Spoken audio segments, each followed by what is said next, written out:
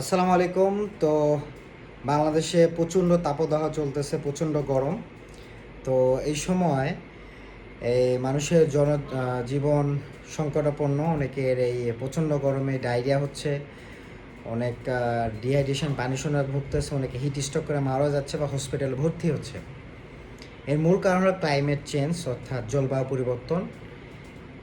জলবায়ু পরিবর্তন সাধারণত এটা একটা দীর্ঘমেয়াদী তাপমাত্রা বা আবহাওয়া পরিবর্তনের মাধ্যমে যেটা আমরা জেনে থাকি সেটা হলো ক্লাইমেট চেঞ্জ, জলবায়ু পরিবর্তন। এটা মূল কারণটা কি?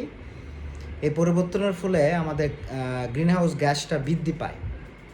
গ্রিনহাউস গ্যাস কি বৃদ্ধি পাওয়ার কারণে যে সূর্যর গ্রিনহাউস গ্যাসটা কি আগে জেনে নেই। গ্রিনহাউস গ্যাসটা একটা স্তর, একটা পর্দার মতো পৃথিবীর উপর একটা পর্দা বিস্তার করে রাখে গ্রিনহাউস গ্যাস। যখন আমাদের সূর্যের মাধ্যমে বিভিন্ন রশ্মি পৃথিবীতে আসে, এই আসার পর যে আলোটা যখন উপরে যে যাবে, বাট এটা যাইতে পারে না। এটা ওই গ্যাসের কারণে, গ্রিনহাউস গ্যাস ওই পর্দার কারণে ওই আমাদের পৃথিবী এর ভিতরে থাকে। এতে করে প্রচণ্ড তাপমাত্রা আমাদের ফিল হয়।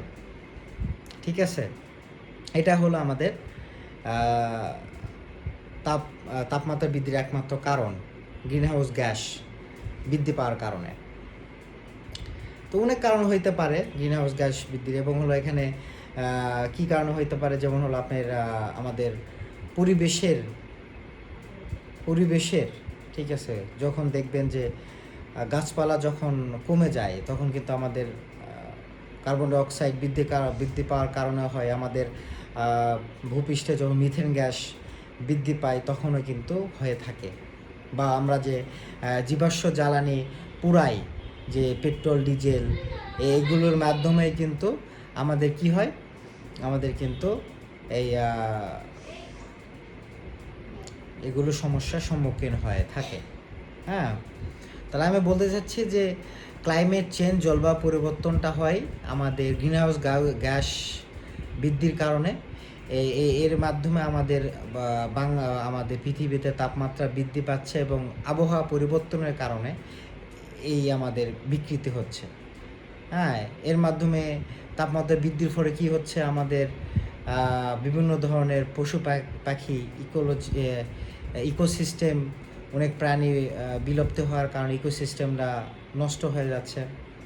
এবং বরফ গলে আমাদের সমুদ্রর পানি বৃদ্ধি পাওয়ার কারণে উপকূলীয় অঞ্চলে বন্যা হচ্ছে। ঠিক আছে, এবং অতিরিক্ত তাপমাত্রার জন্য বিভিন্ন জায়গায় খরা হচ্ছে। ওকে, তো এই যে দেখতেছেন যে বন্যা, খরা, অনেক সময় ঘূর্ণিঝড়, হ্যাঁ, নিম্নচাপের কারণে ঘূর্ণিঝড় হচ্ছে, তছনছ করতেছে। এইগুলো সব কিছু কিন্তু একটা ক্লাইমেট চেঞ্জ, জলবায়ু পরিবর্তনের জন্য। এই ক্লাইমেট চেঞ্জ কী জন্য হচ্ছে? গ্রিনহাউস গ্যাস বৃদ্ধির কারণে। গ্রিনহাউস গ্যাস কী জন্য বৃদ্ধি হচ্ছে? এই যে বললাম যে আমাদের পরিবেশে যখন মিথেন গ্যাস বেশি হচ্ছে, কার্বন ডাইঅক্সাইডের নির্গত হচ্ছে বেশি, যেমন আমরা জ্বালানি তেল বেশি খরচ করতেছি, যে পেট্রোল চালিত গাড়ি, ডিজেল চালিত গাড়ি, অকটেন চালিত গাড়ি বেশি চালাইতেছি। তারপর হলো আমরা বিভিন্ন অপচয় করতেছি। এই জন্য আমাদের সমাধান কি হইতে পারে? আমরা বেশি বেশি গাছ লাগাবো, এবং হলো নবায়নযোগ্য শক্তি ব্যবহার করবো, যে শক্তি আমাদের প্রকৃতি থেকে পাওয়া যায় সহজে, এবং এটা সহজে নষ্ট হয় না, বারবার এটা ব্যবহার করা যায়। এটা নবায়নযোগ্য শক্তি। ঠিক আছে, যেমন সোলার সিস্টেম, যে আমাদের সূর্যের মাধ্যমে যে শক্তিটার মাধ্যমে তাপ শক্তি উৎপন্ন হচ্ছে, এটা আমরা নবায়নযোগ্য বলতে পারি।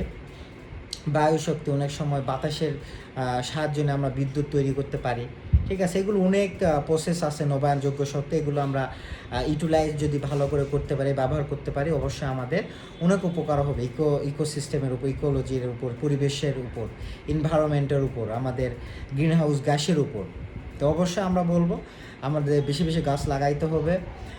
আমরা জীবাশ্ম জ্বালানি যতগুলো কম ব্যবহার করব, ততই ভালো। পরিবেশ বান্ধব নবায়নযোগ্য শক্তি আমরা দিকে চলে যাব, তাহলে আমাদের কিন্তু এগুলো থেকে পরিত্রাণ পাবো।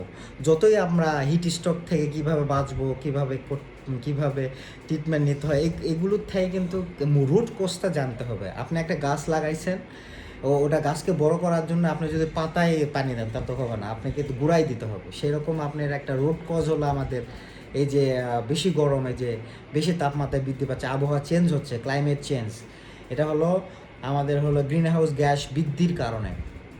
ঠিক আছে, এটা এক ধরনের পর্দার মতো শিল হিসাবে ধরেন, যখন আমাদের সূর্যের আলো পড়তেছে এই আলোটা বাইরে যেতে পারতেছে না, তো ওর ভিতরে থাকার কারণে, পর্দার মধ্যে থাকার কারণে এখানে প্রচণ্ড গরম হচ্ছে, তাপমাত্রা বৃদ্ধি পাচ্ছে, মানে আবহাওয়া চেঞ্জ হচ্ছে, এটা হলো ক্লাইমেট চেঞ্জ। এর মাধ্যমে অনেক কিছু হচ্ছে, দেখতেছেন বেশি তাপমাত্রায় আমাদের বরফ গলে সমুদ্রের পানি বৃদ্ধি পাচ্ছে, মানুষ বিপর্যয়ে পড়তেছে, ইকোসিস্টেম নষ্ট হচ্ছে, বিভিন্ন ফসল ফলাদি উৎপাদন কমে যাচ্ছে এই গরমে, খরা হচ্ছে, মানুষজন জীবিকার তাগিদে ভালো কাজ করতে পারতেছে না, ভালো ইনকাম করতে পারতেছে না। হ্যাঁ, এগুলো রুট কজটা একটাই, যে জলবায়ু পরিবর্তন। এগুলো থেকে আমাদের বাঁচার নিয়মই হলো আমাদের প্রাকৃতিকভাবে জীবনযাপন করা, যেটা আমি বলে আসতেছি। তো আবারও বলতেছি, এই আমাদের এনভায়রনমেন্ট যদি ভালো রাখতে হয় আমাদেরই সকলকে সচেতন হইতে হবে। তাছাড়া কখনো এটা সম্ভব না, একজন এটা পরিবর্তন করতে পারবে না। সকলের সচেতনতা, সকলের বিচক্ষণতা আমাদের সমাজকে এগিয়ে নিয়ে যাবে, তাছাড়া আপনি একাই কিছুই করতে পারবেন না সমাজকে। এই ছোট্ট বার্তা, এটা হলো আমাদের একটা সচেতনমূলক একটা আমার ভিডিও যদি আপনার ভালো লাগে, লাইক করবেন, ফলো করবেন, শেয়ার করবেন। তো আমার জন্য অবশ্যই দোয়া রাখবেন, এবং সারা বাংলাদেশের জন্য সকলকে দোয়া রাখবেন। এই তাপদাহে মানুষজন যেন জনজীবন ফিরে পায়, আমরা যেন সচেতনভাবে জীবনযাপন করতে পারি, আমাদের নেক্সট প্রজন্ম যেন সুস্থ সবলভাবে গড়ে উঠতে পারে, এটাই সকলকে যেন আমরা দিতে পারি, শিখাইতে পারি। তো ভালো থাকবেন, সুস্থ থাকবেন। আসসালামু আলাইকুম।